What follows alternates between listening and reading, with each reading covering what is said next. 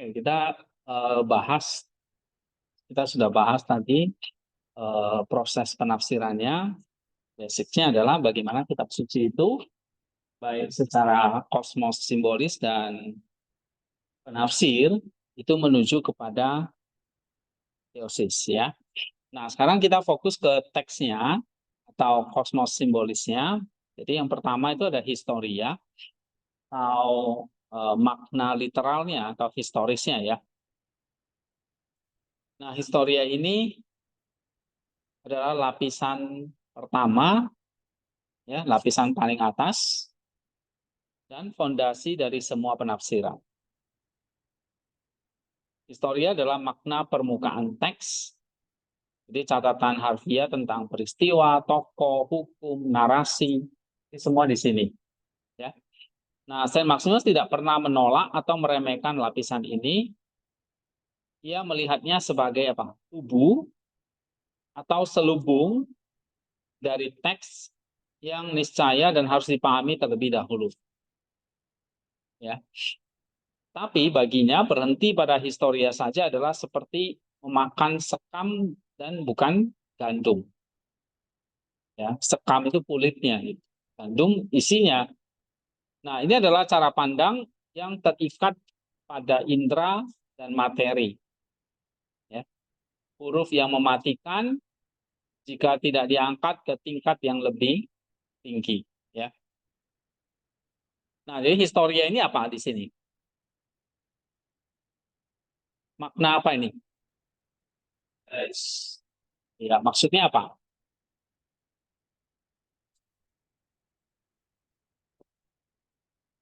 Ya, di situ tercatat tentang peristiwanya, tokohnya, hukumnya, narasinya. Ya, nah ini yang kalian harus tulis di situ. Bagaimana ceritanya atau peristiwanya, ya, dan kalau ada tokoh atau narasinya itu kalian ceritakan. Nah ini adalah seperti tubuh ya, atau selubung dari teks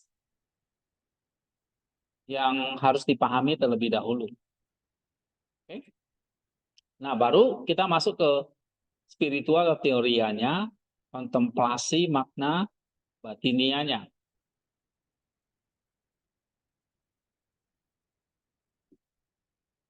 Nah, ini jantungnya di sini, di mana intelek atau nous yang telah dimurnikan melalui praksis dan katarsis. Tadi kita ya, di langkah berapa itu? Praksis dan katarsis. Langkah 3 ya, langkah 4 dan 5. Nah, sekarang bergerak melampaui historia untuk menangkap apa? Logos.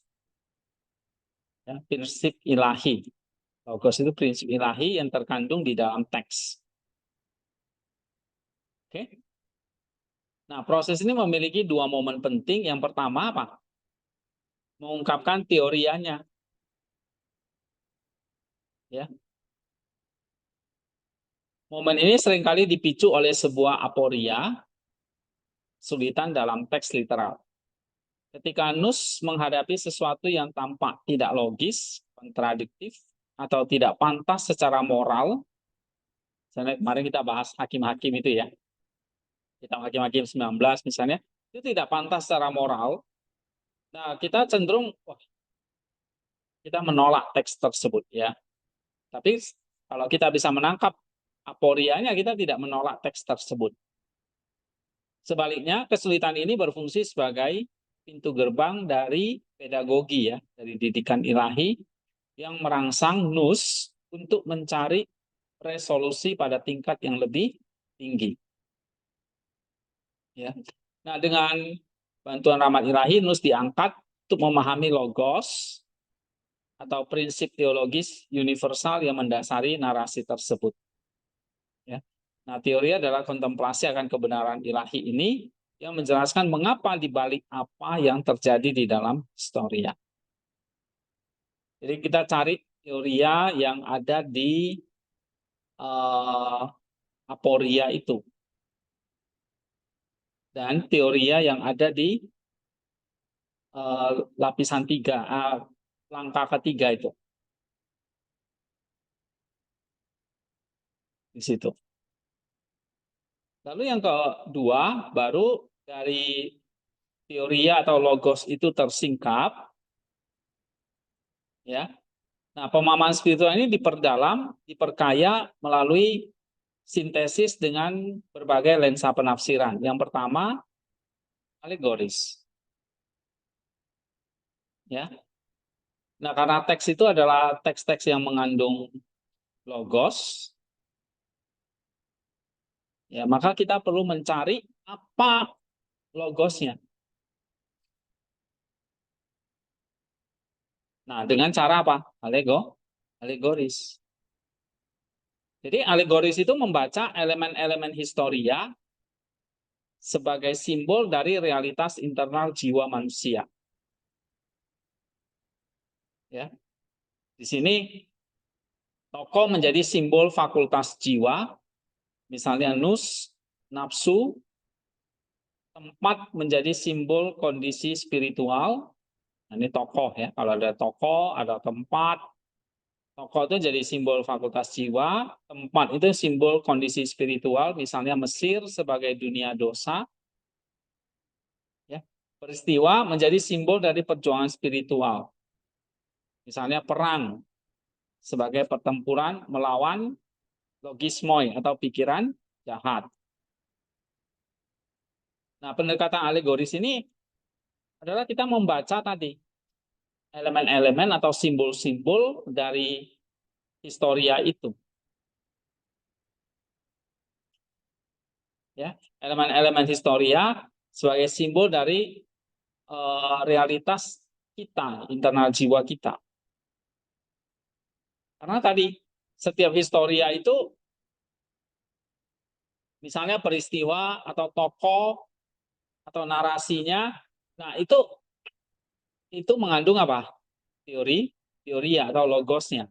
Nah, logosnya itulah yang kamu singkapkan di bagian B ini, sintesis alegorisnya. Jadi alegoris itu akan fokus kepada elemen-elemen historianya. Misalnya tokohnya, atau misalnya tempat itu seperti misalnya Mesir itu tempat dosa, ya, atau peristiwa peperangan. Nah, itu mengungkapkan pertempuran melawan hal yang jahat, misalnya. Itu alegoris. Yang kedua, tipologis. Penafsiran tipologis melihat bagaimana tokoh, peristiwa, institusi dalam perjanjian lama, ya, tipos atau tipe, menunjuk dan menemukan penggenapannya dalam realitas perjanjian baru. Antitipos. Musa sebagai mediator menjadi tipe Kristus. Batra misalnya menjadi tipe gereja. Nah, itu tipologi. Jadi kalau alegoris fokus kepada elemen-elemennya, tadi elemen-elemennya kan ada di sini kan. Nih, dunia simbolis ini kan. Simbol ini elemennya. Misalnya dalam cerita itu ada Mesir, ada Yerusalem, atau tentang air bah, ada batra, ada air, ya, ada berbagai binatang. Nah, itu semua simbol-simbol yang nanti kamu tafsirkan di pembacaan alegoris ini. Simbol-simbol apa yang ada di situ. Baru yang kedua adalah penafsiran tipologis. Jadi maksudnya itu melihat bagaimana tokoh peristiwa ya di dalam cerita tadi itu menunjuk atau menemukan penggenapannya dalam perjanjian baru. Jadi kalau PL itu tipos, perjanjian baru menjadi antitiposnya. Contoh, Musa tipologi dari Kristus. Batra Nuh tipologi dari gereja. Nah, itu namanya tafsiran tipologi. Ya. Sedangkan yang ketiga, kristosentris, ini puncaknya dari semua penafsiran spiritual. Jadi setiap simbol, tadi simbol itu berarti alegorisnya kan, tipe atau tipologinya, dan logosnya, pada akhirnya dilihat Menemukan kesatuan, makna, tujuannya di dalam pribadi dan karya Sang Logos itu sendiri. Jadi puncaknya Yesus Kristus ini. Nah, maka disebut Kristosentris. Seluruh kitab suci, dari kitab Kejadian sampai Wahyu, pada akhirnya berbicara tentang Kristus. Nah, ini Kristosentris. Jadi kamu lihat ya, mengungkapkan teorinya, ini kayak kamu menemukan kepingan-kepingannya dulu, puzzle. Habis itu kamu pasang-pasangin. Nah, ini yang di B. Kamu pasangin dalam alegoris, tipologis, dan kristosentris. Begitu kristosentris selesai, puzzle-nya sudah jadi gambar Kristus. Masih ingat kan? Analogi kamu main puzzle, kan banyak kepingan tuh. Nah, kamu mesti susun. Sampai nanti jadi sebuah gambar. Nah, gambarnya adalah kristosentris ini. Sebab seluruh kitab suci, dari kitab Kejadian sampai Wahyu ya berbicara tentang Kristus. Kenapa? Ya ini, karena kitab suci itu membawa ada Sang Logos. Maka nanti wajahnya ya, puzzle yang kita susun itu gambarnya gambar Kristus. Kalau gambarnya bukan Kristus ya berarti salah ini kitab suci. Dia nggak akan membawa kamu kepada Logos kan. Jadi, nah, maka tadi saya bilang, waktu kamu baca kitab suci itu, kamu sedang bergerak. Bergerak kemana? Kepada, nah, kamu baca kitab suci itu kayak kamu naik mobil, lalu mobil itu ngantar kamu sampai tujuan. Padahal kamu diam aja di mobil kan, tapi sebetulnya sedang bergerak. Kayak kamu baca kitab suci, kayak nggak terjadi apa-apa ini. Padahal kamu sedang apa? Bergerak menuju Sang Logos. Kalau kamu bacanya benar, kamu bacanya ya tidak ada asketisnya, tidak tadi ada 3 ini kan, ada asketisnya, ada apalagi tadi ada apa? Liturgi sakramennya, komunitasnya, ya kita cara bacanya sama. Nah, makanya di sini kamu diajarin. Ini bukan cuma eksegesis analisa teks, tapi kamu sedang apa tadi? Sedang apa? Hah? Mendaki, ya kan? Sedang melakukan pendakian spiritual. Atau gerak apa tadi? Gerak anagogis, gerak spirit. Nah ini ya. Jadi bukan sekedar analisis teks, tapi pendakian spiritual.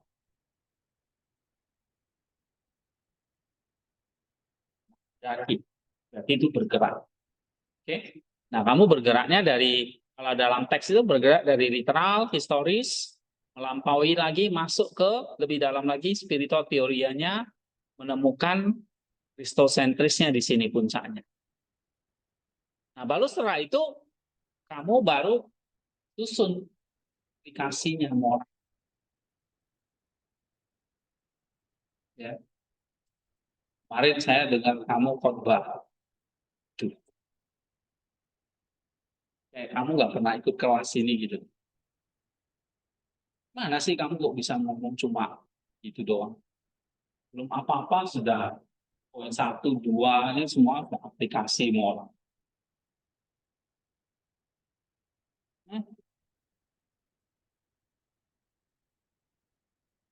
Lebih bagus kamu khotbah dari papermu misalnya. Jadi beberapa hari saya nggak ikut khotbah kalian, tapi begitu dengar kamu kemarin, aduh, kayak begini. Kamu pikir saya nggak ikut dengar khotbahmu? Ini sekali lagi nggak ada Pak Hendi bebas berarti. Ya, nggak ada teman-teman itu, nggak ada saya. Wah, begitu lihat saya langsung diam.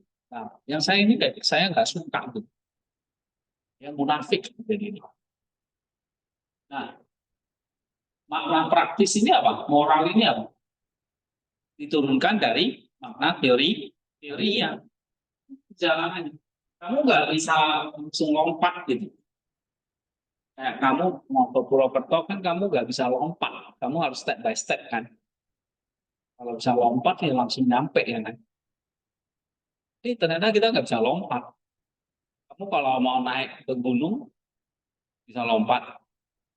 Ya kamu step by step daki. Ya sama kayak kamu mau khotbah siap ini. Cuma dia ngomong apa. Nah, kamu ingat di dalam pikiran email. Email dah. Ya, lihat. Dalam pikiranmu itu kalau kamu khotbah kamu sedang apa? Nih, kamu sedang berhadapan dua ini. Punya simbolisnya dan kamu yang sang penafsir. Ya tentu di sini ada jemaatnya kan. Kamu dulu lah. Mau bawa kemana nih? Tentu ingat lagi pada sang loh. Itu loh. Pikiranmu tuh harus di situ dulu. Ya kan bisa dalam bolak-balik ngomong. Kebal lah. Kebal bodoh banget bisa. Ya. Nah, bawa ke situ. Ini kamu mau kamu bosen. Logonya kan dalam kitab suci. Bawa ke sini. Jadi jangan apa-apa moral dulu. Ya kalau kita menderita kita mesti sabar. Kita mesti memakai anugerah itu dengan bijaksana. Itu semua orang sudah tahu gitu. Gak perlu kamu ngomong. Emang kalau menderita terus bunuh diri kan si sabar. Emang kalau sabar perlu jadi orang Kristen. Hah? Nenek-nenek di kampung yang nggak kenal Kristus juga tahu sabar. Ya, kan? Lah, lalu gimana? Kalau kita menghadapi penderitaan gimana? Sebagai orang Kristen, sebagai yang membaca 2 Korintus 12 itu. Gimana? Nah, penderitaan itu jadinya apa? Kata Rasul Paulus. Nah, kamu cari apa spiritual meaning, teorianya. Logosnya apa dulu? Ya kan? Penderitaan itu menjadi apa? Bagian dari apa? Logos penderitaan. Itu akan membawa kita kepada sang logos. Penderitaan dalam hal apa? Memurnikan. Iya, kalau ketemu logos kita nggak bisa. Ini penderitaan untuk pemurnian. Penderitaan untuk mendatangkan apa? Sukacita. Nah, dunia itu mengajarkan kita bersenang-senang dulu kan, baru menderita. Kristus datang terbalik, menderita untuk sukacita nanti. Ya kan? Nah itu yang paling gampang konsep penderitaan itu pasti itu. Kitabnya yang dibaca. Ya. Terus kan juga banyak ngomong penderitaan. Tapi penderitaan itu bukan karena bisa karena dosa kita, bisa karena ujian dari Tuhan itu mengizinkan orang Kristen itu dianiaya gitu. Ya. Tapi ya, kamu bukan apa logo ini, ini. Bukan cuma nasihat-nasihat moral ini. Ya. Nah, tentu ada isinya nanti di aplikasi. Jadi tips menghadapi penderitaan tadi. Ya, bukan nggak boleh. Tapi di inti khotbahnya itu bukan ngasih cuma itu gitu. Ya, tapi dengan penderitaan orang justru apa? Bergerak maju kepada sang Roh. Itu yang ada dalam pikiranmu. Kamu nyusun poin ini membawa orang menuju kepada sang Roh Kudus. Atau ini cuma kayak nasihat biasa aja. Ya nggak perlu jadi Kristen juga tahu gitu. Sabar, menderita ya sabar. Itu kamu nggak perlu sekolah teologi kalau di sini. Kalau cuma ngomong itu. Nanti maksudnya. Ya, nggak perlu ikut kelas saya bahkan. Oke, ya. Nah, ini kalian diajarin udah sering ngomongin, tapi kayaknya sia-sia gitu. Kalau dengar kok banyak ya gini kan. Nah, bagi Saint Maximus ya, teoria tidak pernah terpisah dari praksis. Benar, tapi teoria itu temukan dulu, baru praksisnya apa.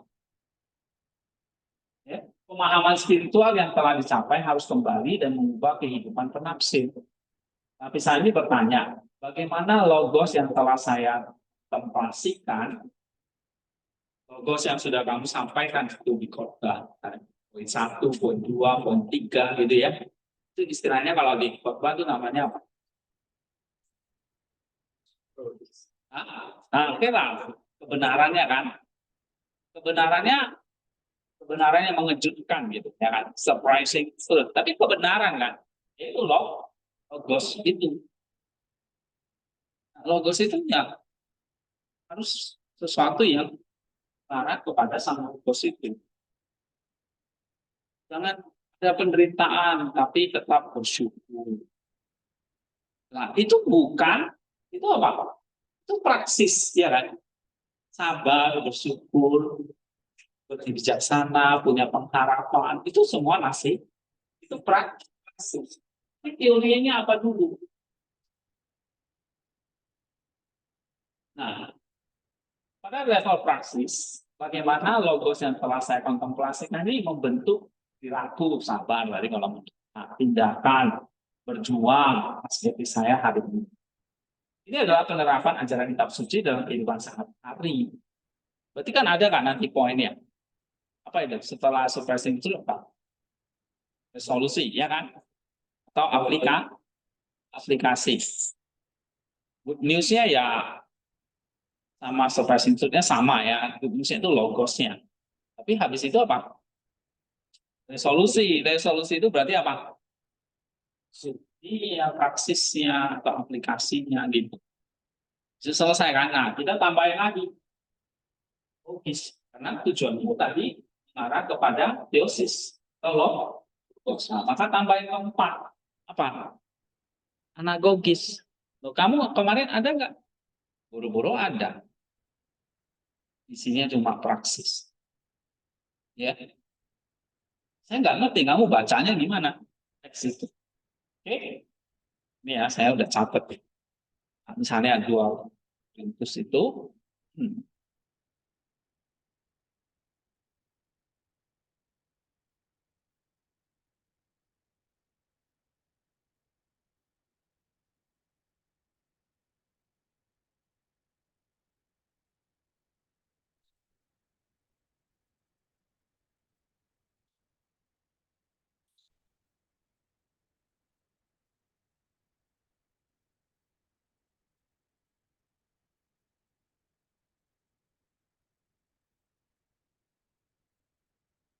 dua Korintus berapa kemarin?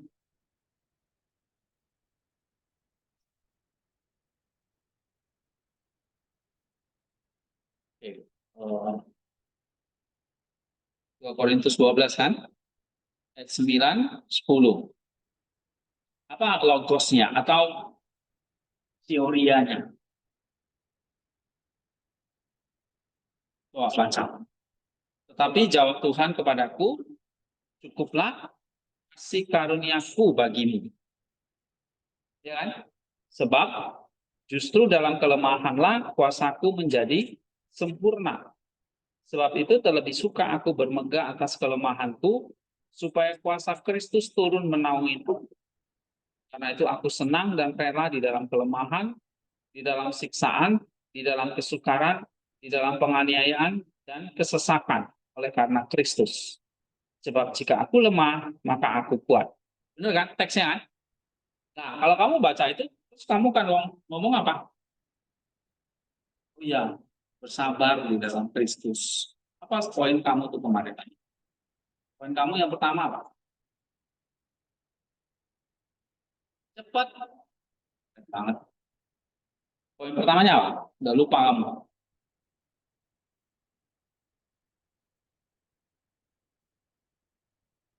Kalau ada yang catat, apa? Poin pertama dia apa?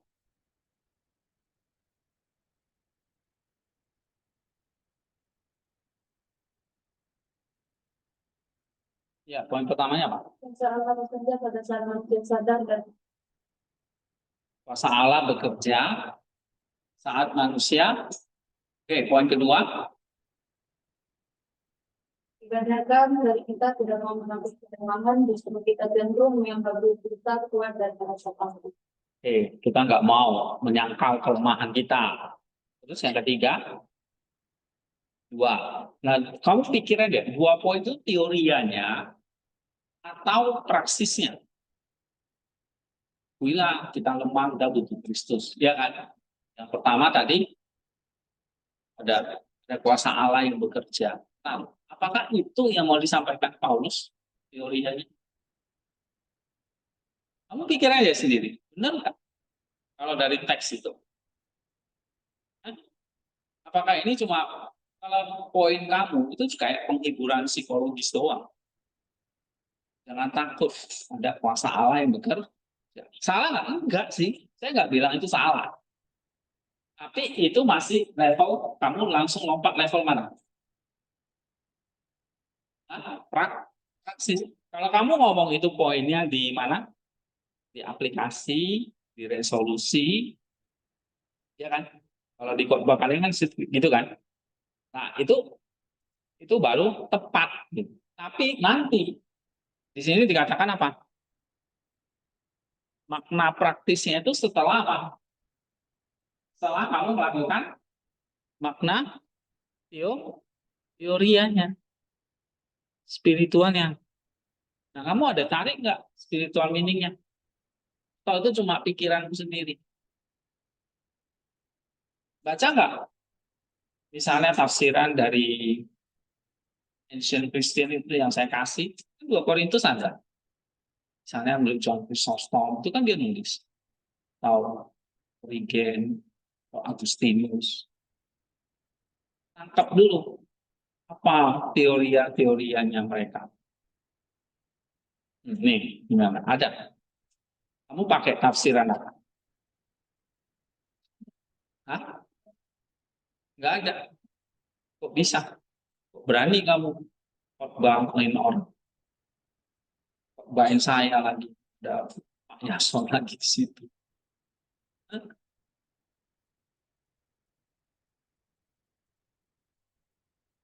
Jadi kamu ngapain duduk di sini? Kalau ikut kelas saya, habis itu kamu nggak pernah bikin. Email kan?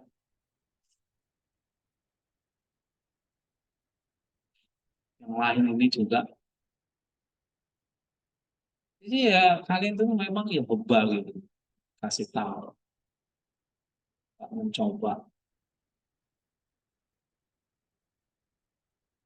Memang kamu sudah profesor gitu, nggak perlu buku. Kita saya belajar aja masih pakai buku gitu. Ini buku-buku yang saya baca ini. Selalu ada referensinya. Mana ini? Misalnya nih,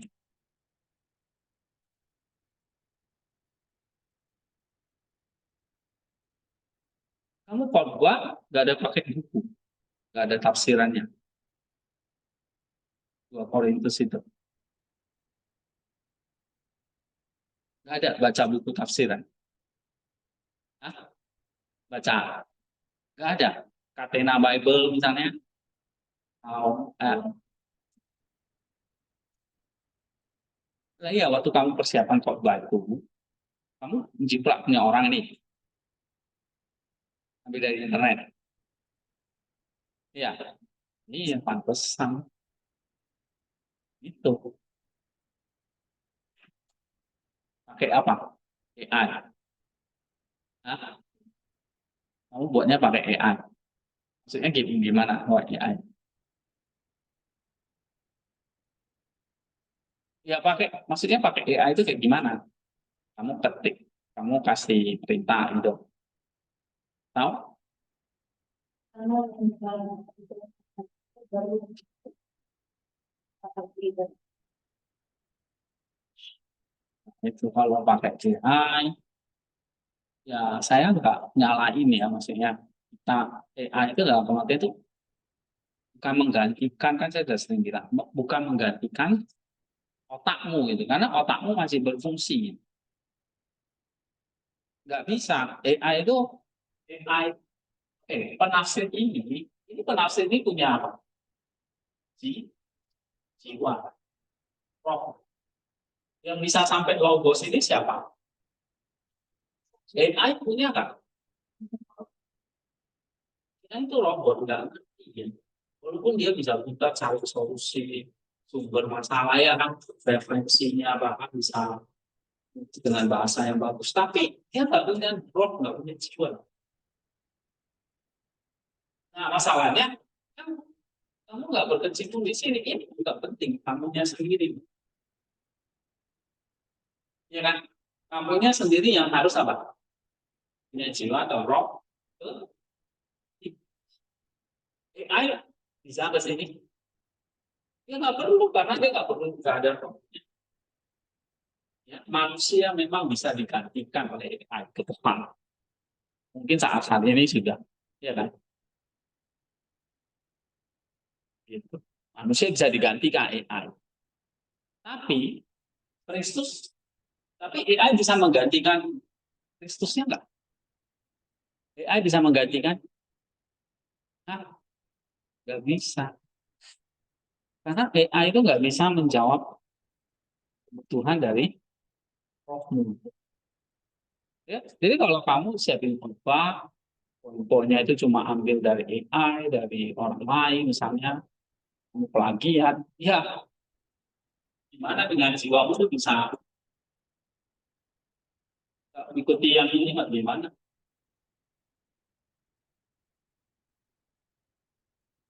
Ya kan? Nah, AI itu gimana? AI itu menolong, ya kan? Kamu boleh bertanya apa aja, tapi kamu mesti bikin dengan otakmu, jiwamu itu naksir ini.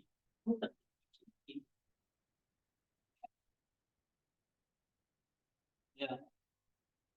Nah, saya takutnya ini semua pakai AI ini kerjain tugas. Ya. Ya. Kalau tugas saya langsung saya kasih nol.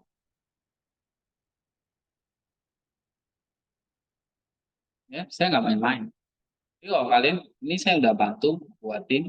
Tapi kalau kalian masih semua, ya, AI itu bukan menggantikan.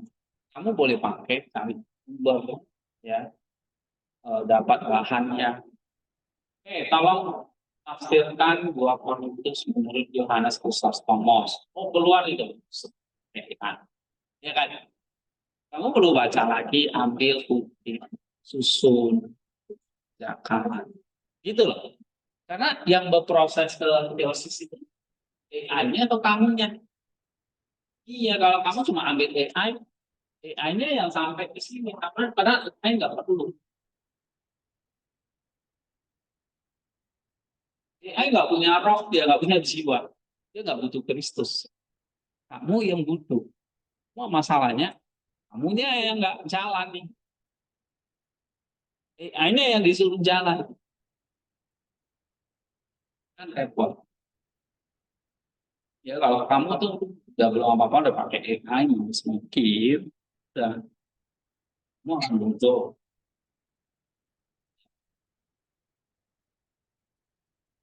Nah, ya kamu khotbah itu kayak poin-poinnya itu ya. Kemarin itu juga Lestari ini ya. Ya kan? AI juga. Bahasanya tahuan. Ya. Kita baca tuh gaya bahasanya antara pikiranmu dengan AI itu beda. Nggak perlu bukti-bukti. Begitu baca, saya udah sense. Ini bahasa manusia atau bahasa robot. Gitu. Ya.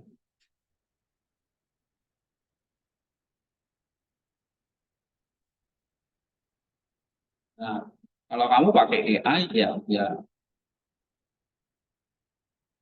kamu nggak belajar apa-apa. Kamu cuma bohong-bohongin kita aja. Hmm. Oke. Nah, jadi kalau misalnya nih ya, coba kita lihat 1 Korintus atau 2 Korintus berapa? 10, 2 Korintus 12 ya, 9 dan 10. Kita buka.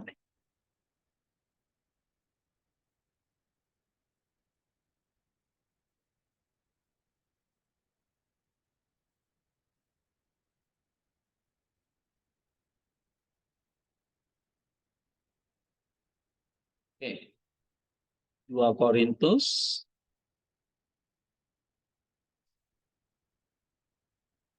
12 ayat 9 dan 10 ya kan? Nah, coba baca sekali lagi. Nih kamu Imelda pakai AI.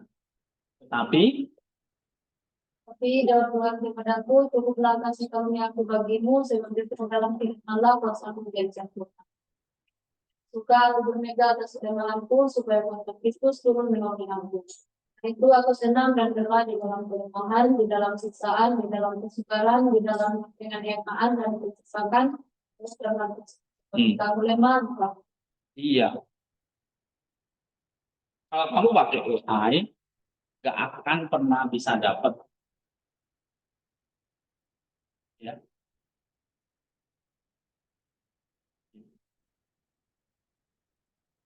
Rohnya kamu nggak bisa dapat. Kamu cuma hanya dapat apa tadi saya bilang. Kamu cuma hanya dapat analisis teksnya.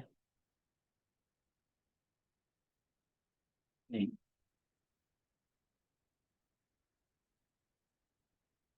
bisa, sumber AI bikin bisa. Tapi kamu dapat nggak rohnya, pendamping spiritualnya dapat, dapat nggak? Makanya sekali lagi, kita memang nggak bisa menghindar. Kalian semua pakai, ya. Ada internet pasti bisa. Apalagi model kalian yang pemalas, harus mikir dan segala macam. Nah, sekarang maunya cepet, instan, ya. Dan kalian itu hampir semua Gen Z itu kayak gitu. Tadi disebut strawberry. Packagingnya bagus tapi lembek. Oh, strawberry, lembek telur ya, bagus. Jatuh udah pecah. Itu generasi kalian itu. Masuk anak saya gitu. Ya, ditekan sedikit pecah. Kelihatan dari luar yang bagus. Tapi isinya lembek. Ya karena apa? Karena ya, teknologi ya membuat kita tuh kayak gitu. Termasuk sekarang AI. Nah, padahal kamu baca kitab suci, ya ada proses pendakian. Nah, kamu kalau nggak nikmati bergumul dengan teks, susahnya teks itu, padahal di sini kamu harus melakukan namanya praksis dulu, ya. Nah, gimana kamu bisa? Kamu coba sekali, nanti ke depan kamu akan seperti itu terus. Ya, ini kalian. Hmm. Nah, makanya gimana memakai AI? AI-nya boleh melakukan analisis teks. Tapi kamu yang daki, dia bantu kamu. Kamu dapat informasi, dapat bahan dari AI itu, kamu gimana? Olah lagi. Kamu sesuaikan dong dengan apa yang diajarin.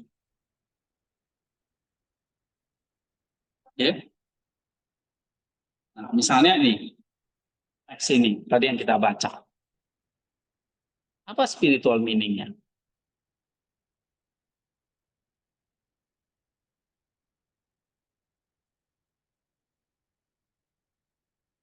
Jelas melalui penderitaan ini kan Allah bekerja untuk membawa kita kepada theosis. Ya kan? Nah, di sini ada kata kelemahan. Ya, bagi Paulus apa itu di situ? Ini adalah kelemahan seperti Kristus yang mengosongkan diri. Nah, itu spiritual meaning yang mesti nangkep. Jadi penderitaan ini bukan sekedar karena Paulus kepingin menderita.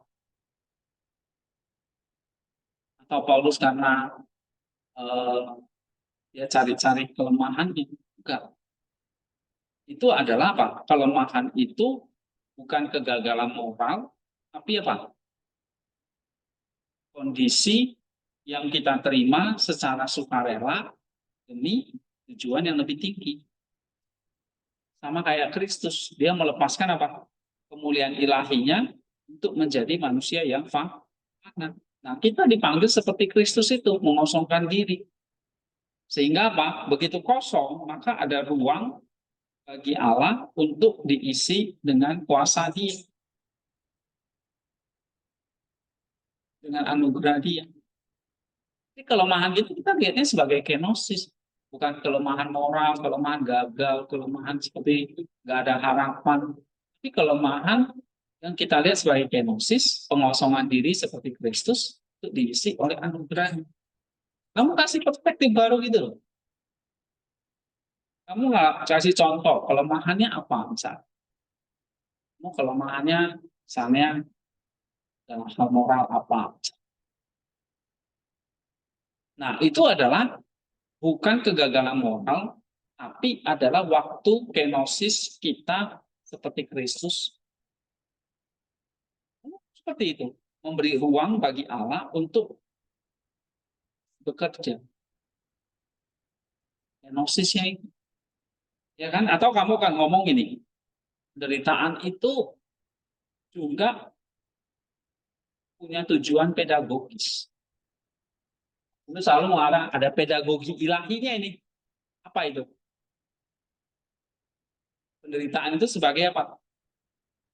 Misalnya penganiayaan dari luar ya, atau godaan dari dalam batin. Ini adalah sarana untuk memurnikan jiwa.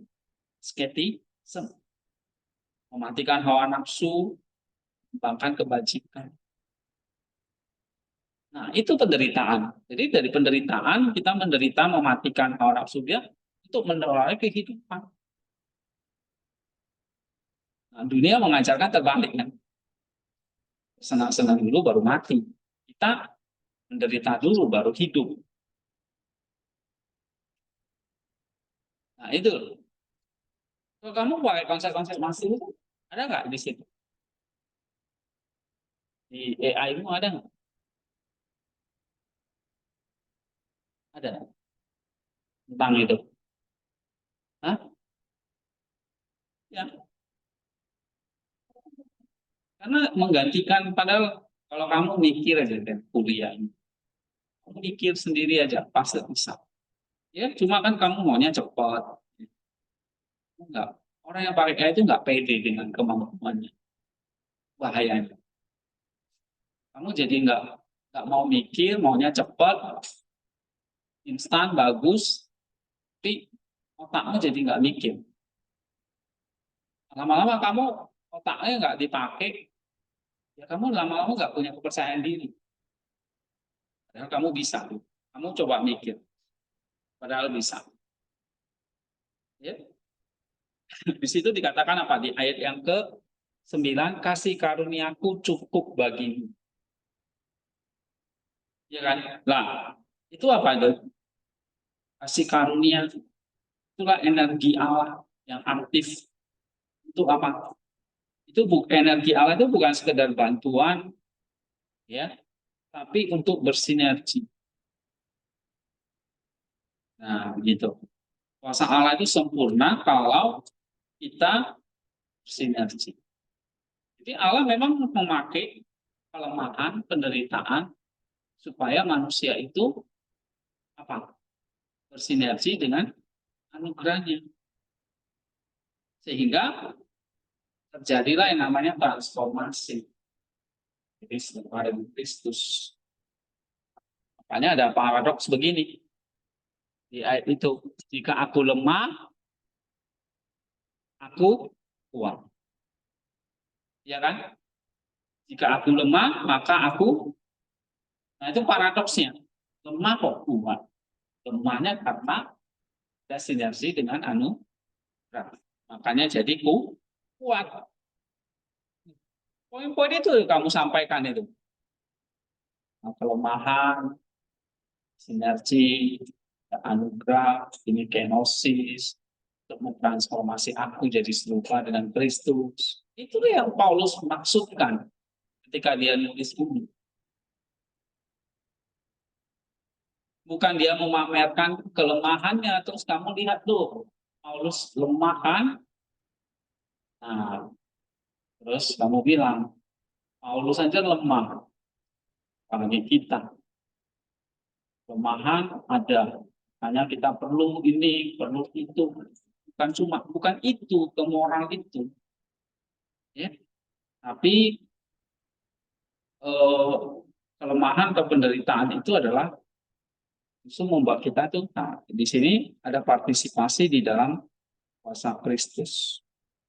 Ya kan? Maka di situ dikatakan supaya kuasa Kristus turun menaungi aku. Inilah keselamatan pribadi itu. Kemarin sudah diajari ada keselamatan dua macam kan? Berarti dan pribadi. Nah, yang Paulus bicarakan itu keselamatan mana itu?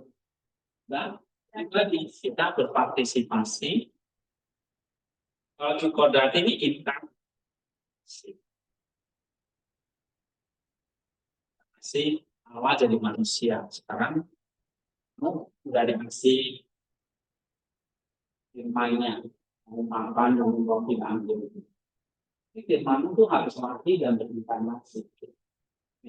Artinya inkarnasi kita, Kristus kerjakan 100% dia. Kita disuruh berpartisipasi sesuai ini. Itu keselamatan pribadi. Kalau dia berinkarnasi, berarti kamu berinkarnasi. Masih. Kalau dia mati, kamu mati. Kalau dia bangkit, kamu bangkit. Kalau dia naik surga, kamu naik surga. Namanya partisipasi.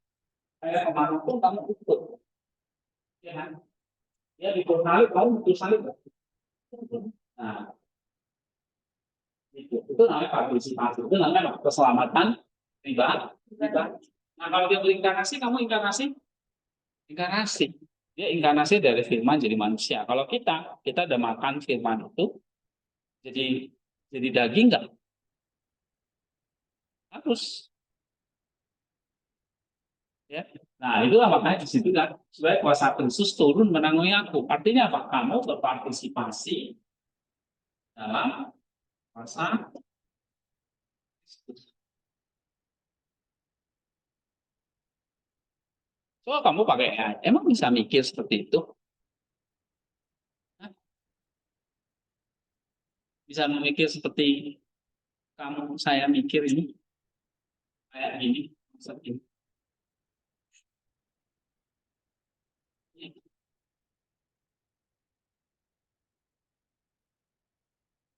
Ya saya nggak tahu ya, mungkin ke depan aja bisa. Tapi kan pikiranmu kepake gitu loh.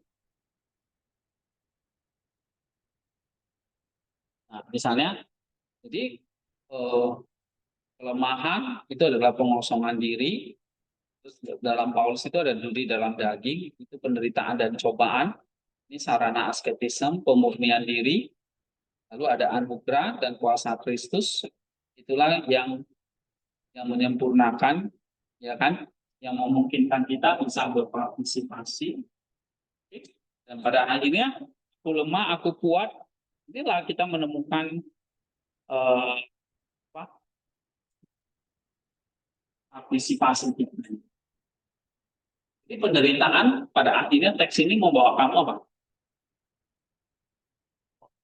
Melihat penderitaan itu bukan sebagai kelemahan, kegagalan lagi, tapi sebagai partisipasi. Partisipasi apa? Partisipasi di dalam keselamatan itu. Ngerti partisipasi kan? Ikut serta gitu. Dengan membawa penderitaan kita. Disitulah kenosis itu terjadi. Kristus kenosis kan? Maka kita juga, nah kenosis kita apa? Kayak Paulus itu, menghadapi penderitaan karena Kristus. Kamu dihina, ditolak karena Kristus, itulah kenosis. Ya kan? Kalau kamu kerjakan, itulah jadi daging dari inkarnasi. Nah, begitu.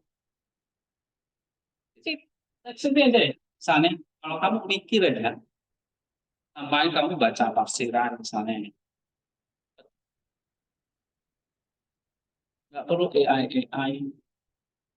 Kalau pakai AI itu, kamu tuh males mikir, maunya cepat.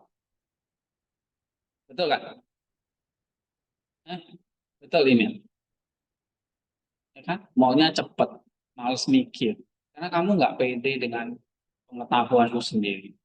Kamu lebih percaya orang lain, robot misalnya. Padahal bisa punya kemampuan. Kamu asah dulu kemampuanmu. Nah, mempertajamnya pakai AI. Ya, oh, kayaknya kalau di Catena ini cuma dua ya sumbernya. Ah, saya carilah AI. Oh, tambah lagi dia kasih lagi. Wah, bagus nih. Nah, kamu pakai itu boleh, kamu olah lagi gitu. Bukan saya anti, oh, nggak boleh sama sekali AI. Enggak, itu namanya goblok juga. Karena nggak bisa dihindari AI itu. Ya kan? Tapi menolong, bukan menggantikan. Prinsipnya apa? No, not replace. Nah, ini kita enggak. Karena nanti yang teosis itu bukan siapa? Iya. Nggak bisa gantikan kita. Kristus nggak menyelamatkan AI, robot, Android, dari nggak perlu surga. Yang perlu surga kamu. Okay? Not replace, tapi pun oke, sebatas menolong. Tapi ingat, kamu lebih pintar dari dia, kamu nggak tergantung dia gitu. Hanya menolong. Menolong berarti kayak menyempurnakan gitu. Ya, awalnya kamu jalan tertatih hati, tapi kan ada AI, kamu jalannya tuh. Tapi kamu yang jalan, bukan robot yang jalan. Kalau email tadi yang khotbah, robotnya nih. Dan dia yang khotbah. Ya. Nah, ini pelajaran buat yang lain harus lebih uh, berani gitu menyampaikan ide, pendapatmu, ya. Kalau salah nggak usah takut. Namanya masih belajar di sini. Ya kan? Itu yang kamu temukan. Nggak masalah. Tapi kalau idenya itu dari orang lain atau dari AI ya males. Ide kamu apa dong? Nggak ada. Nah, jadi paper kalian itu ya, tolong benar-benar saya cuma hanya kasih panduan, ya. Kalian kan saya udah suruh tambahin lagi, lengkapi gitu. Ya. Karena saya tahu ini bukan gampang ya. Maksimus ini nggak gampang. Saya belajar aja cukup lama gitu. Nah, makanya semester ini saya berani ajarin. Saya nggak lepasin kalian, saya bantu. Tapi kalian kerjanya dengan sungguh gitu. Jangan pakai AI. Repot nanti kita. Ya, ini ya. Nah, tadi tentang praktis, moral, saya ingat khotbahmu, saya harus kasih contoh. Ya. Nah, baru nanti kalau dari 2 Korintus ini, kalau sudah dapat teorianya, ya kamu baru susun. Oh iya, makna moralnya adalah di dalam kelemahanlah kita bergantung pada anugerah itu. Iya kan? Itu moral kan? Nah, mungkin aplikasinya adalah udah bagaimana bergantung pada anugerah itu. Misalnya di saat kamu menderita, kamu ingat Kristus yang menderita, ingat kematianmu, ingat kesusahanmu, ingat apa. Saya gitu kan aplikasinya. Tapi moralnya ya kita bergantung secara total kepada Allah karena apa? Kita butuh anugerahnya untuk menguatkan kita yang lemah. Nah, itu kan moralnya. Tapi moralnya didapat setelah teori ya gitu. Ya. Bahkan kamu harus masuk ke dimensi yang lebih tinggi lagi. Apa ini? Mengangkat nus dari kontemplasi simbol-simbol baik dalam teks maupun ciptaan menuju visi eskatologis dan persatuan mistik dengan Allah. Nah, pada akhirnya penderitaan itu, kelemahan itu logoi ciptaan, penderitaan itu masih level di sini. Kita sabar, kita berpartisipasi, nanti pada akhirnya tujuannya masuk ke logos. Jadi penderitaan di level ini, nah pada akhirnya, makanya di sini dikatakan mengangkat nus, ya kan?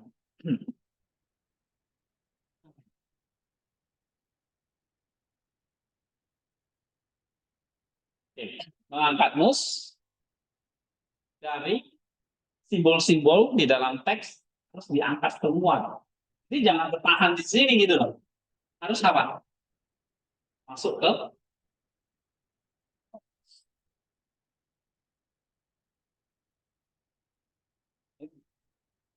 nah, ini ya. Baperan ini kita ya, jangan digoyangin. Nah, oke. Nah, mulai kontemplasi simbol-simbol menuju visi eskatologis dan persatuan mistik. Jika teori adalah pemahaman tentang logoi, logoinya, maka anagogi adalah apa? Pendakian menuju sang logos itu sendiri. Lapisan ini mengarahkan jiwa secara langsung pada tujuan akhirnya atau telos, yaitu teosis, pendakian, di mana jiwa berpartisipasi dalam kehidupan kita. Apapun sih kamu berpartisipasi. Kalau kita belajar firman Tuhan, eksegesis misalnya ini ya. Coba baca.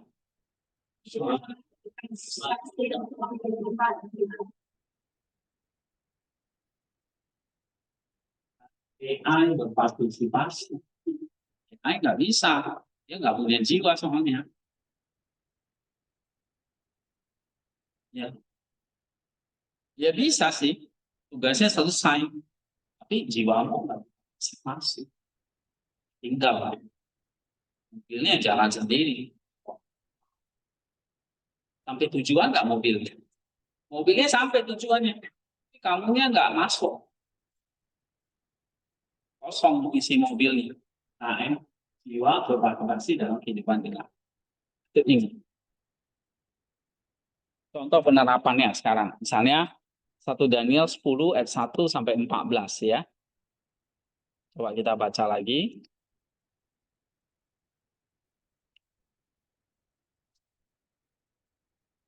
Daniel 10 1 sampai 14. Coba baca. Siapa ini yang Daniel? Hartono ya. Ya, coba Hartono baca.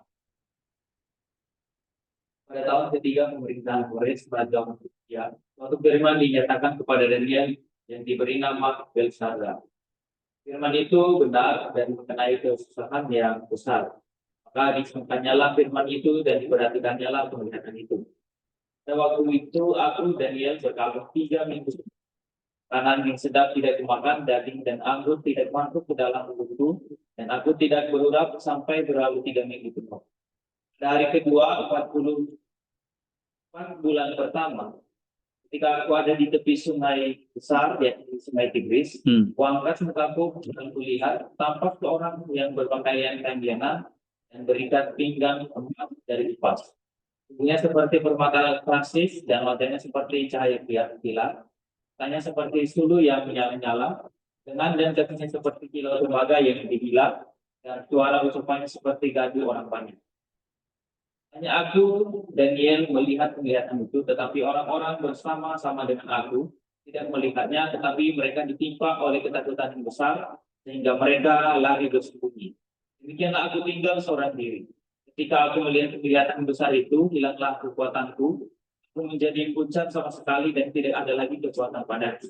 Lalu ku dengar suara ucapannya, dan ketika aku mendengar suara ucapannya itu, jatuh dan pingsanlah aku dengan mukaku ke tanah. Tapi ada suatu tangan menyentuh aku dan membuat aku bangun sambil bertumpu pada lutut dan tanganku. Ya. Katanya kepadaku, Daniel, kau orang yang dikasihi, camkanlah firman yang aku katakan kepadamu, dan berdirilah pada kakimu, sebab sekarang aku diutus kepadamu. Ketika hal ini dikatakannya kepadaku, berdirilah aku dengan gemetar. Lalu katanya kepadaku, jangan takut, Daniel, sebab telah mendengarkan yang perkataanmu. Sejak hari pertama engkau berniat untuk mendapatkan pengertian dan untuk merendahkan dirimu di hadapan Allahmu, dan aku datang oleh karena perkataanmu itu. Pemimpin kerajaan orang Persia berdiri 21 hari lamanya menentang aku, tetapi kemudian Mikail, salah seorang dari pemimpin-pemimpin terkemuka, datang menolong aku, dan aku meninggalkan dia di sana berhadapan dengan raja-raja orang Persia. Lalu aku datang untuk membuat engkau mengerti apa yang akan terjadi pada bangsamu pada hari-hari terakhir, sebab penglihatan ini juga mengenai hari-hari. Oke, 14 saja ya. Nah, pertama ya jelas lapisan awalnya apa? Historia. Ini makna historisnya ya kan? Sebetulnya teks ini mencatat pengalaman nubuat Daniel, profetik Daniel.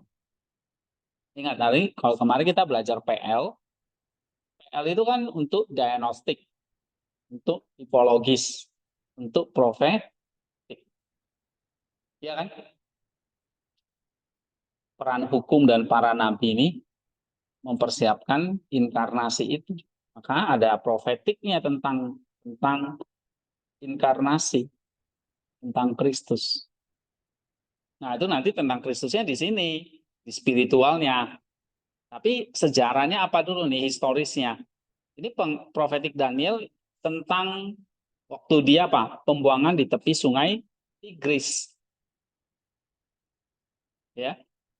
Setelah dia menjalani satu periode berkabung dan puasa yang intens selama 3 minggu penuh, dia menerima satu penglihatan yang sangat agung dan menakutkan tapi tentang satu sosok apa? Makhluk surgawi. Ya kan? Jadi kalau Hartono baca yang deskripsinya atau cirinya itu melampaui pemahaman biasa. Nah, seorang utusan ilahi kemudian menjelaskan kepadanya bahwa doanya telah didengar sejak hari pertama. Namun kedatangan tertunda selama 21 hari karena ia harus berperang melawan pangeran kerajaan Persia. Ya, satu entitas spiritual. Ia baru bisa datang setelah Mikail, salah satu pemimpin surgawi, ya, datang untuk membantunya. Nah, ini penglihatan Daniel tentang satu sosok makhluk surgawi, ya. Kedatangannya tertunda selama 21 hari sebab dia harus berperang melawan kerajaan Persia. Nah, dia bisa datang setelah Mikail itu datang membantunya. Siapa sosok makhluk surgawi ini yang datangnya bisa tertunda selama 21 hari? Nah, waktu di Aporia ini kan udah dikasih tahu ya. Ini satu kesulitan Daniel ini, ya. Bagaimana mungkin utusan dari Allah yang Maha Kuasa bisa ditahan oleh satu kekuatan yang lebih rendah seperti Pangeran Persia, ya kan? Ini Aporianya. Kok bisa tertunda 21 hari gitu. Nah, Maximus menggunakan aporia ini sebagai pintu gerbang untuk mengangkat diskusi dari teologi kekuasaan ke teologi ekonomia. Ya, tata laksana keselamatan. Resolusinya bukan Allah itu lemah, tapi pengenalan prinsip bahwa Allah memilih untuk bekerja di dalam tatanan ciptaannya, ekonomia tadi, yang punya kehendak bebas, termasuk perlawanan dari kekuatan jahat. Oke, kesulitan ini mengajarkan kita logos peperangan rohani. Rahmat tidak bekerja secara paksa, tetapi berjuang dalam arena sejarah yang memberikan makna mendalam bagi doa dan perjuangan kita. Nah, ini tertunda selama 21 hari karena harus berperang dengan pangeran kerajaan Persia. Lalu datanglah Mikael, ya, ini pemimpin para malaikat untuk datang membantunya. Oke, nah dari sini tadi aporianya apa tadi? Kenapa utusan Allah itu bisa ditahan ya atau tertunda kedatangannya? Nah, kita coba jawab di sini. Waktu di landasan ininya logos-logonya kan sebetulnya sudah ada ya. Misalnya Daniel ini logos-logonya apa? Sang logos adalah, coba baca ini, Sofi. Sang logos Kristus adalah firman dan hikmat ilahiyah yang sumber segala wahyu. Merupakan sosok agung berpakaian lengan, 5-6, dalam manifestasi dari sang logos sendiri. Nah, itu dia. Jadi sosok misterius itu siapa? Sang logos itu sendiri, ya. Terus? Yang kemuliaannya melampaui pemahaman. Iya, makanya nggak bisa dipahami itu. Coba baca ayat 5 dan 6 itu. Nih. Ku angkat mukaku, terus Yang berpakaian dan berikan pinggang emas dari emas. Tubuhnya seperti permata persis dan wajahnya seperti cahaya kilat. Matanya seperti sulu yang menyala-nyala lengan dan kakinya seperti kilau, tembaga yang dikilap, dan suara ucapannya seperti gadung orang banyak. iya. Nah, ini di luar pemahaman kita nih. Nah, ini adalah manifestasi dari sang logos sendiri yang kemuliaannya melampaui pemahaman manusia. Terus logos atau prinsip ilahinya, Dan prinsip lainnya yang diungkapkan di sini adalah bahwa sejarah manusia bukanlah serangkaian peristiwa acak, melainkan arena pertarungan spiritual yang tak terdiri. iya, ada pertarungan di situ. Terus, Sudah berlangsung selama 21 hari karena perlawanan gerakan kerajaan Persia. Pangeran kerajaan Persia. Yang 13 adalah logos yang mengajarkan bahwa penyampaian hikmah dan kebenaran ilahi ke dalam dunia yang jatuh ini menghadapi perlawanan aktif dari kekuatan-kekuatan yang menentang Allah. iya, jadi ada perlawanan ya. Nah, sekarang cerminan kosmosnya. Coba nih baca, Wisna. Pertarungan. Bukan antara Mikael dan Pangeran Persia ini menceritakan dinamika fundamental dalam kosmos. Di alam kita melihat adanya pertarungan konstan antara keteraturan atau pasif dan kecenderungan menuju kekacauan atau chaos. Sebab benih harus berjuang melawan kerasnya tanah untuk tumbuh, sebuah ekosistem harus terus-menerus berjuang melawan penyakit dan predator untuk bertahan. Narasi Daniel ini menyebutkan bahwa perjuangan fisik di kosmos ini adalah cerminan dari perjuangan spiritual yang lebih primordial. Tatanan kosmos yang kita lihat adalah hasil dari kemenangan logoi ilahi terus-menerus atas kekuatan-kekuatan yang menentang. Iya, jadi ini kayak pertarungan antara di dalam kosmos ini ya. Nah, kemudian kita posisi di dunia simbolisnya. Baca lagi. Hitam ini adalah dunia simbolis dari perjalanan jiwa atau menuju pencerahan. Daniel yang berpuasa dan merendahkan diri adalah simbol jiwa yang melalui praksis asketis atau latihan spiritual dan katarsis atau pemurnian mengosongkan dirinya dari nafsu duniawi agar layak menerima wahyu. Sungai Tigris adalah simbol dari aliran waktu dan pengalaman indawi yang fana, di mana jiwa harus berdiri di tepinya untuk menerima penglihatan akan hal-hal yang kekal.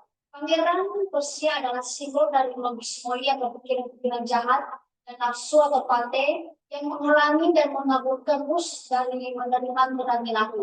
Mikael adalah simbol dari orang ilahi atau Dea Kadis yang datang untuk menolong Nus dalam perjuangannya membuka jalan bagi sang Logos untuk menyampaikan firman-Nya. Iya. Nah, lihat ya. Jadi sang Logos datang, di situ ada pertarungan antara yang baik dan yang jahat, ya. Nah, Daniel ini adalah nusnya. Oke, nah pertolongannya adalah Mikael, ini simbol rahmatnya. Pangeran Persianya simbol dari pikiran jahat. Sungai itu simbol dari waktu yang terus berjalan, ya kan? Nah, kita ini Danielnya ini. Daniel yang berpuasa merendahkan diri ini simbol katarsis dan praksis ya. Nah, menantikan apa? Membuka jalan bagi sang Logos ini yang tertunda 21 hari. Karena ada pertarungan dulu di angkasa antara pangeran kerajaan Persia dengan Mikael. Mikael itu simbol apa? Simbol anugerah yang datang untuk menolong Nus. Ya. Oke, itu simbol-simbolisnya, cerminan kosmosnya dan logos-logonya ya. Kemudian aporianya ini. Nah, sekarang bagaimana mengungkap teorianya? Coba baca ini, Nenong. Teoria. Masih di sini dipicu oleh aporia atau kesulitan teologis yang signifikan. Bagaimana mungkin utusan dari Allah yang maha kuasa bisa ditahan atau dihalangi oleh kekuatan yang lebih rendah seperti pangeran Persia. Dan untuk bagi logika kekuasaan absolut ini menjadi pintu gerbang. Solusinya adalah pemahaman bahwa secara manusia dalam panggung netral di mana Allah bertindak tanpa halangan. Itu sebuah area gerangan rohani yang aktif dan nyata. Nah, jadi teorianya apa ini? Ada peperangan rohani yang aktif dan nyata, ya, untuk menuju kepada sang Logos. Ini gampang memang. Salah satunya nih ya, Logos maupun logo ini AI. Ya, manusia digantikan oleh nanti yang menuju Logos siapa?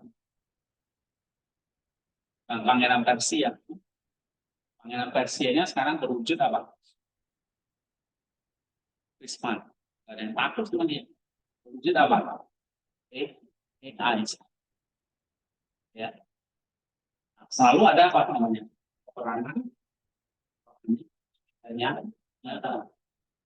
Ini kamu nangkep gak di sini? Ungkapan teorianya. Ya, terus yang tersingkap adalah bahwa penyampaian rahmat dan kebenaran lain atau maksud wahyu di dalam dunia yang jatuh ini menghadapi perlawanan aktif dari kekuatan-kekuatan yang menentang Allah, dan doa manusia adalah partisipasi dalam perjuangan kosmis tersebut. Nah, nanti nggak kalimat itu? Walaupun ada peperangan, di sini apa? Ada apa? Mikael. Malaikat Mikael datang, ya kan? Ini apa? Penyampaian rahmat dan kebenaran Tuhan. Jadi ada anugerah Allah yang menolong kita, ya, untuk menghadapi apa? Kekuatan-kekuatan yang menentang aku. Dan Daniel ini cerminan jiwa kita, harus apa? Berpartisipasi.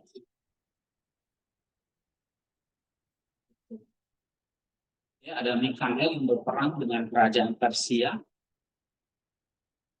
Daniel di bawah berpuasa.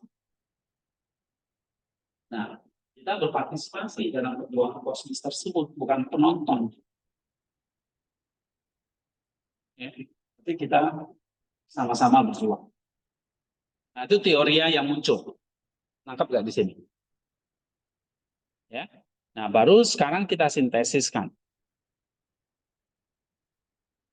Jadi kalau itu, ini cerita tentang apa ini?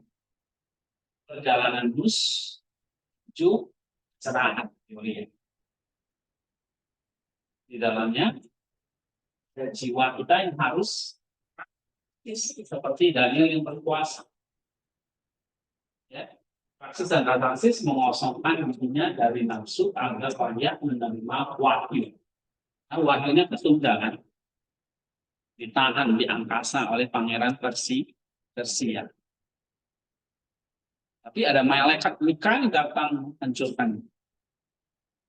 Nah, baru si sosok itu bisa turun. Nah, itu sosok itu kan digambarkan sang logos itu turun kepada Daniel. Tapi Danielnya sudah siap belum?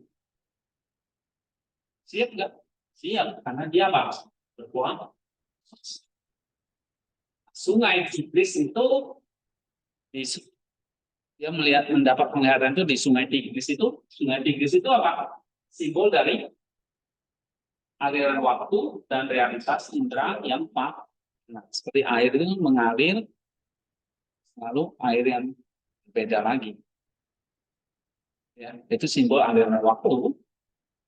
Lalu ada pengaliran kerajaan Persia itu kan tadi. Waktu kita mau wahyu itu simbol dari pikiran jahat.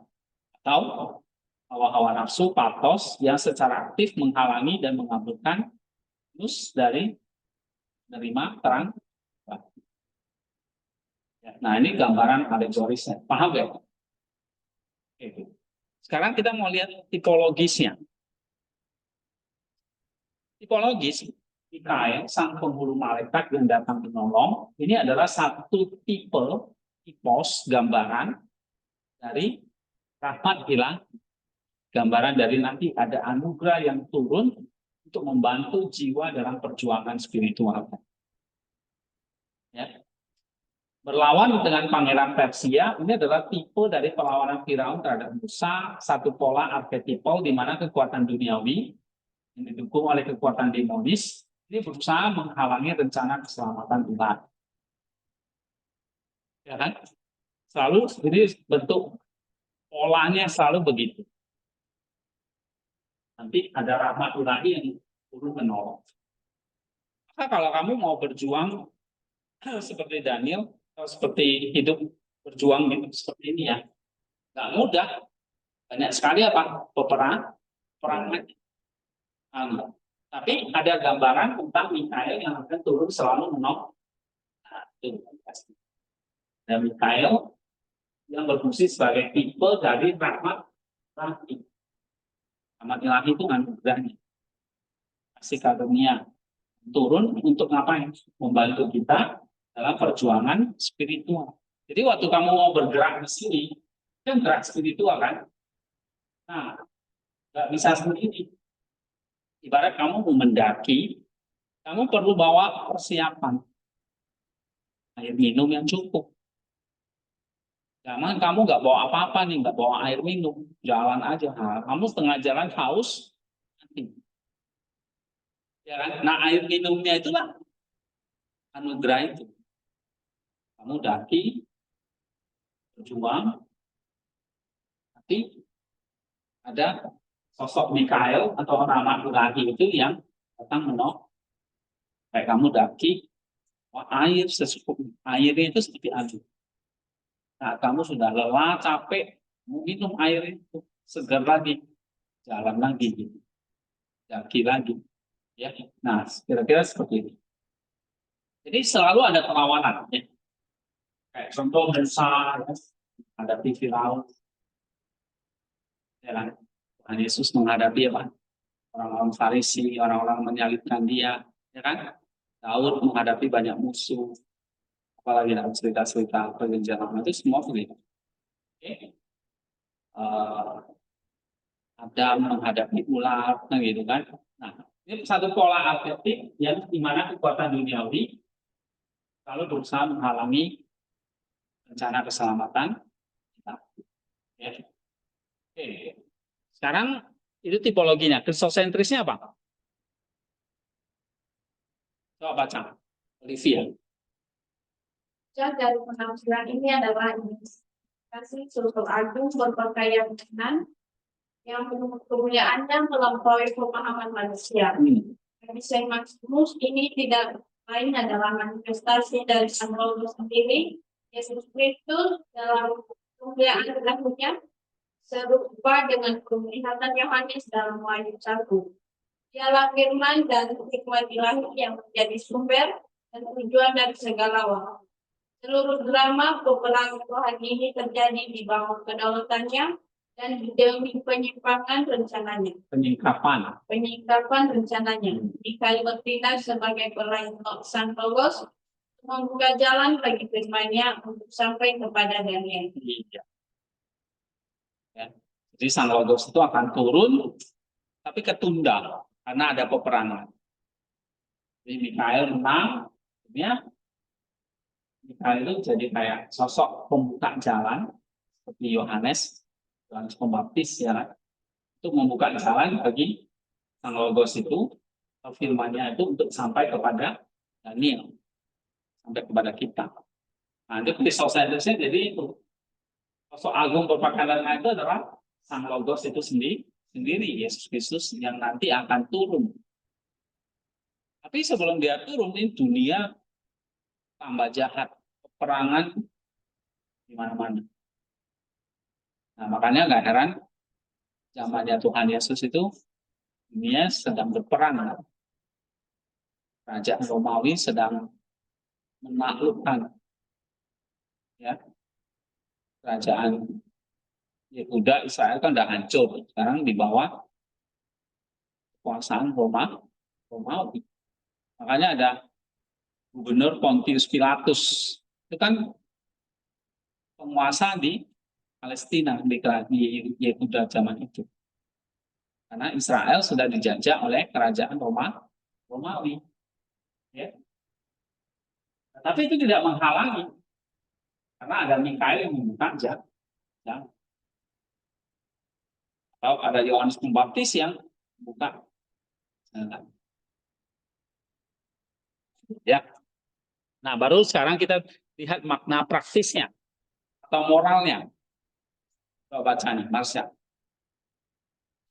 Makna praktis dari teks ini sangat dalam dan menguatkan. Ya. Yang memanggil setiap orang percaya untuk sebuah praksis ketekunan dalam doa.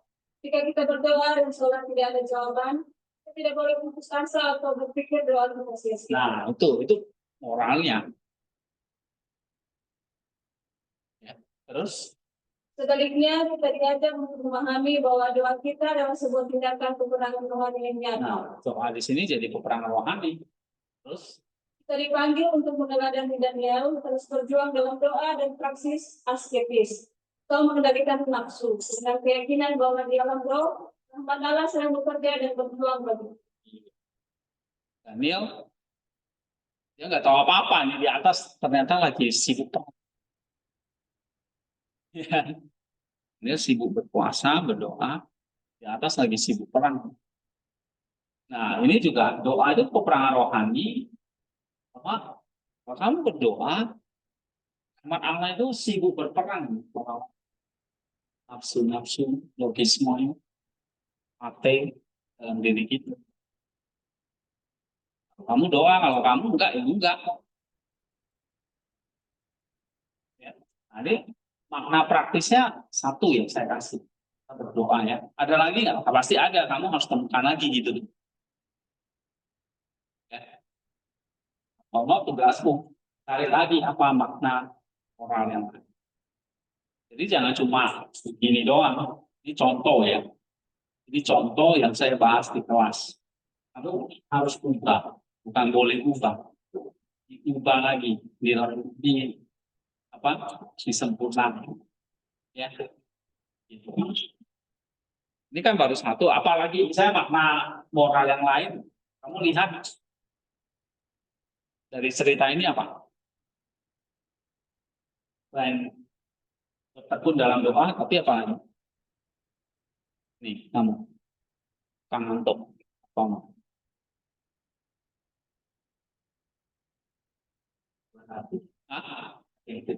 Teguh. Taatan maksudnya?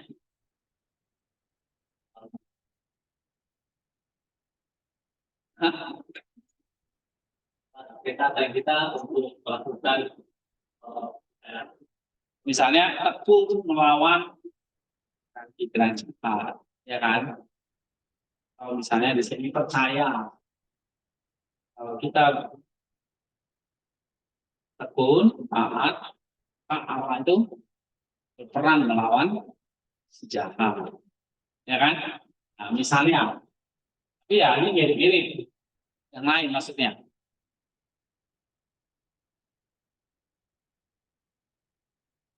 Kan udah tahu ceritanya, terus udah tahu historisnya, udah tahu makna teorianya kan. Nah, sekarang yang gampang lah, praktisnya apa selain doa? Ah, benar. Oke. Itu yang dilakukan si Daniel. Kenapa kok Daniel itu berpuasa? Dia sedang apa? Kan? Doa nggak cukup. Jadi mengendalikan yang paling gampang kita harus bisa mengendalikan perut kita dulu sebelum yang lain. Nah, dengan cara berpuasa. Oke, ada lagi? Apa lagi? Makna praktisnya. Kan konsepnya kan ini mau ada logos nih yang mau turun nih pada kita, dihalangi. Lalu Mikael berjuang nih melawan, ya kan? Nah, dan akhirnya Mikael menang dan sang logos. Nah, Daniel yang dibawa dia berdoa dan berpuasa. Nah, itu ceritanya kan. Terus gimana? Lagi makna praktisnya. Oke, kalau Anda tambahin ya, saya pikir dua itu yang penting. Ya. Terkena dalam doa dan puasa atau istilahnya syarat praksis asketisnya. Praksis atau asketis. Ini yang penting. Mungkin bisa lagi tambahin, kita menyambut, kita mempersiapkan diri menyambut sang wahyu, ya, menyambut sang logos. Persiapan nanti kedatangan dia yang kedua. Pertama sudah belum? Ya. Yang kedua. Kamu udah siap enggak? Nanti yang dia datang yang kedua, Pangeran Persia itu benar-benar akan dikalahkan secara ya kan? Akan dikalahkan secara total. Sama. Ya kayak kedatangan dia yang pertama kan. Dan yang kedua,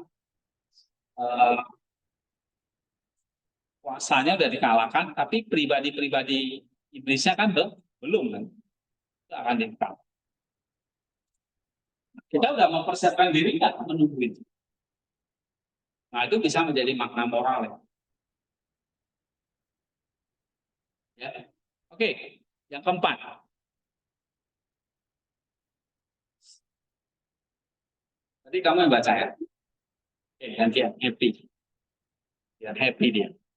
Cara analogi, Perikop ini mengangkat rumus penafsir dari konflik politik bumi, Persia Yunani yang akan disebutkan nanti.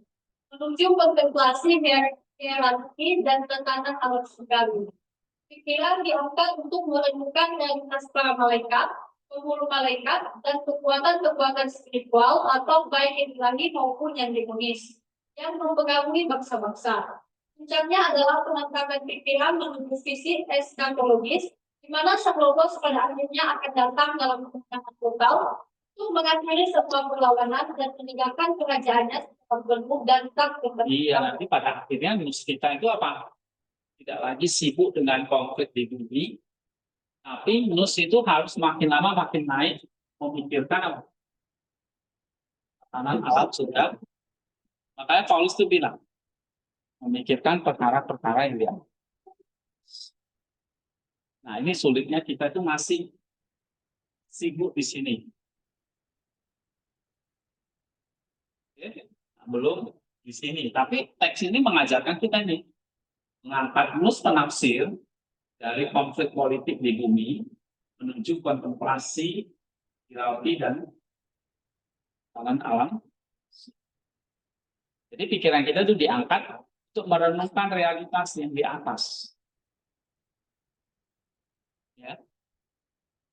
Realitas para malaikat, kekuatan-kekuatan spiritual. Daniel di bawah, dia berdoa dan berpuasa, tapi dia merangkap ke atas. Puncaknya apa nanti? Pengangkatan pikiran menuju satu visi ya, teori eskatologis, di mana sang logos pada akhirnya datang dan menang dalam kemenangan total. Kita gitu. Sekarang kita di sini kata Yesus menderita. Seperti Paulus dalam kelemahan. Jadi ada saatnya nanti dia datang mengakhiri itu semua. Nah ini sang logos pada akhirnya akan datang dalam kemenangan total. Itu pembacaan logisnya.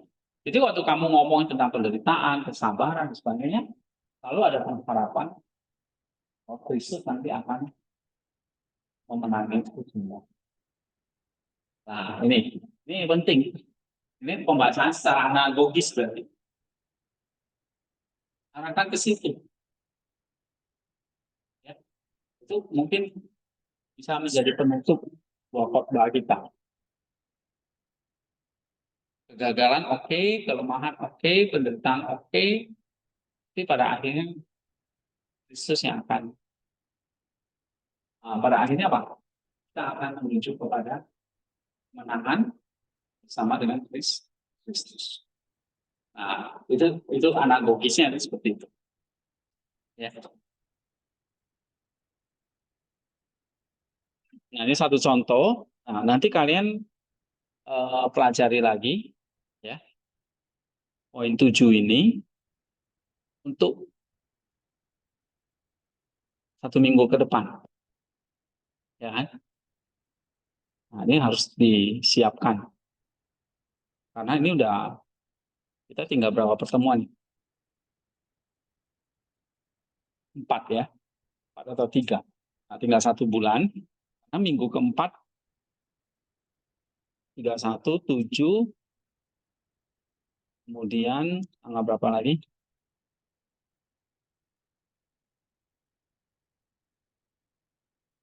Mana tanggalnya? 31, 7,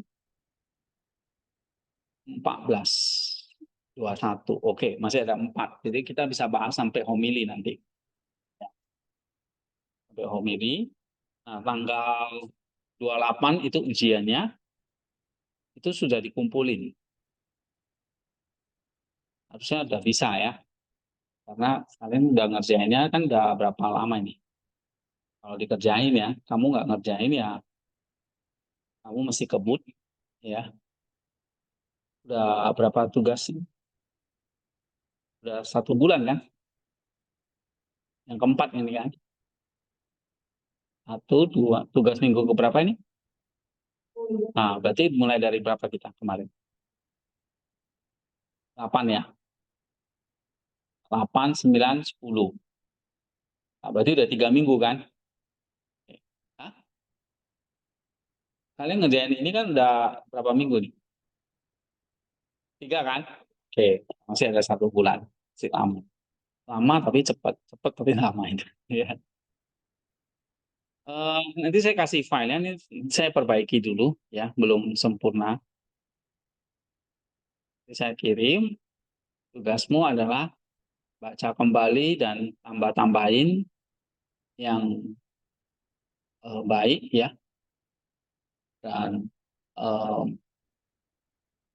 nah minggu depan kita akan bahas ke langkah keberapa?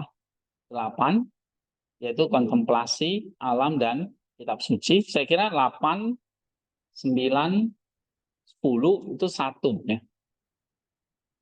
8, 9, 10 itu sebetulnya bagian penafsir kitanya ini. 8, 9, 10. Nah, kita akan bahas itu. Setelah itu kesimpulan dan homili. Nah, kita bahas tentang gimana kita menyimpulkannya dan Dimana yang susah itu bikin homilinya juga.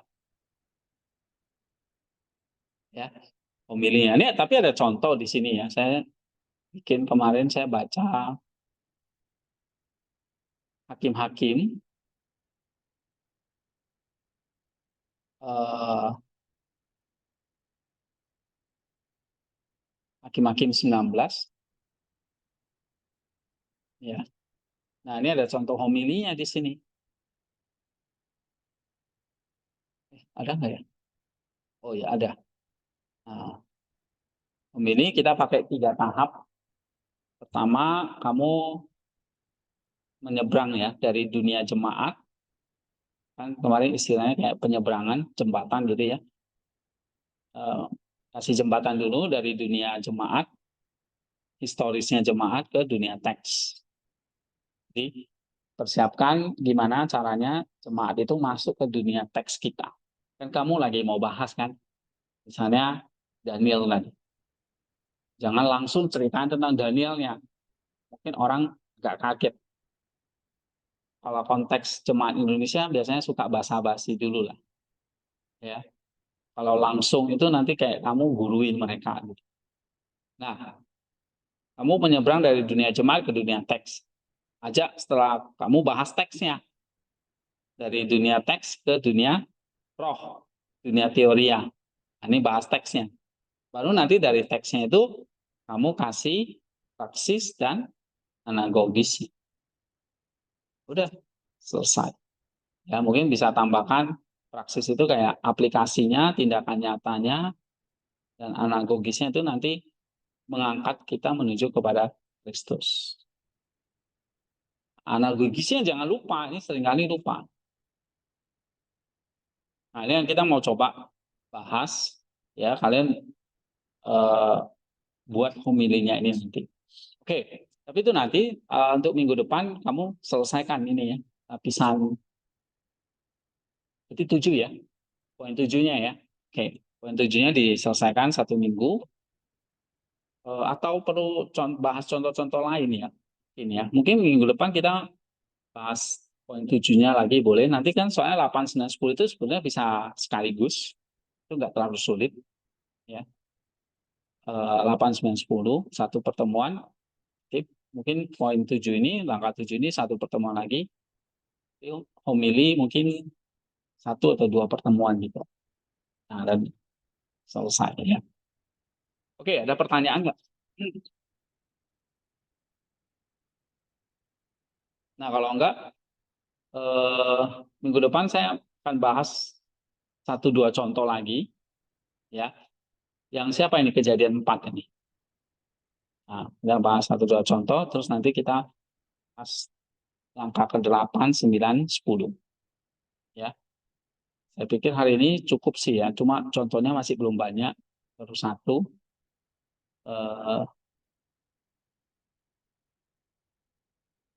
Kalau sebenarnya kalian kalau ikuti, ini saya kasih contoh-contoh lain sih sebenarnya banyak sih ya. Hakim-hakim 19 dan sebagainya.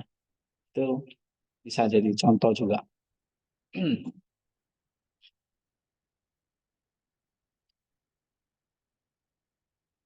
Nah, langkah ke-8 itu kontemplasi alam dan kitab sucinya. Baru praksis dan moral atau praksis dan teorianya. Ya, kalau ini langkah ke-8 apa? Kontemplasi alam dan kitab sucinya. 9 apa? Praksis dan kontemplasinya. 10 teosisnya. Ini saya kira 8, 9, 10 ini nggak terlalu sulit. Oke, nanti kita bahas minggu depan.